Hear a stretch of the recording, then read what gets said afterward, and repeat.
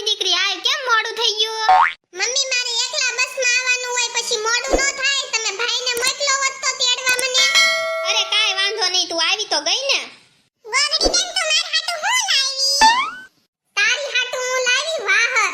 તું બહુના મને કામ કરાવવા આવ્યો ને તો તારી હાટુ હું બધુંય લાવું. લંગુડી આપડા ભાભી કેમ દેખાતા નથી કે?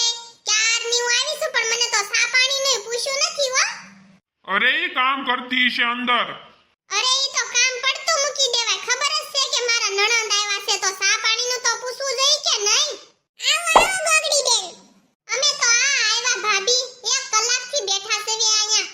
પણ તમે તો હવે મહિનો આયા કાઢવાના છો ને એટલે મને એમ છું કામ બામ કરીને જાવ તમને આવો કેવા.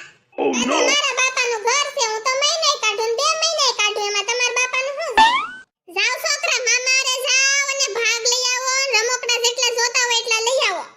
જો આવા ભેગા ખર્ચા ચાલુ કરી દીધા ને વેન કરવાનું ચાલુ કરાઈ દીધું. અરે હું અત્યારે નવરો નથી, મારે કામ છે. એવો દોડવા માંડ્યો એની વહુ વારે. નકર કહેવાય નહીં કે હાલો છોકરા આપણે ગામમાં જાવી એમ. પણ આ કાઈ હાલવા દેતી નથી લાગતી ભાઈનું.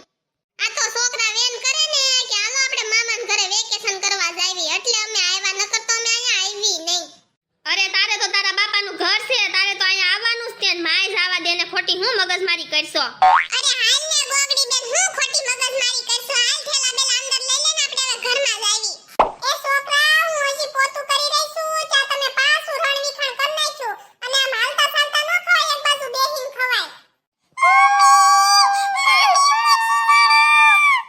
હું છું મારા છોકરાને કોણે માર્યું? મામીએ માર્યું?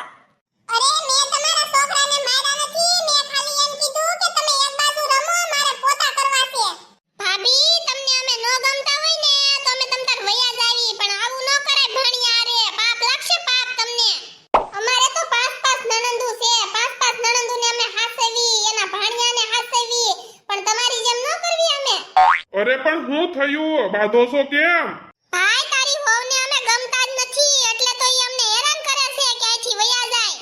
અરે માતાજીના હમખા મેં નથી એના છોકરાને માર્યા. તો મારે ખાલી પોતું કરવું હતું ને એટલે મેં એને એમ કીધું કે તમે એક બાજુ રમો. અરે પણ હું તને ક્યાં કાંઈ કહું છું? અરે ભાઈ તું તો બહુ તાર બાયડીથી બી. એટલું બધું કાઈ બીન ન રહેવાય હો. બાયુને થોડોક ડારો રખાય. તારે જ નવી નવાઈની બાઈ. બાયુને કહેવાય કે વેલા 5 વાગે જાગી જાય અને કામ કરવા મળે. અહીંયા અમાર છોકરાને રમવાનું ટાણું થાય ને એને કામ કરવાનું ટાણું થાય. એ હા હું એને સમજાઈ દઈ તમ તારે. ઓ ગોગડી આ એની બાઈનો જ થઈ ગયો છે. મીંઢડીનો હસોડો બોલ્યો કાઈ મોઢામાંથી. હાલો છોકરાઓ રણવીખણ જ કરી નાખજો. જાન ચા બધું બગાડા કરજો તમ તારે. અરે મમ્મી તમે ઘરમાં થોડુંક ધ્યાન દેજો હો. ભાઈ હાવ બદલાઈ ગયો છે અને બાઈનો થઈ ગયો છે. ધ્યાન રાખજો.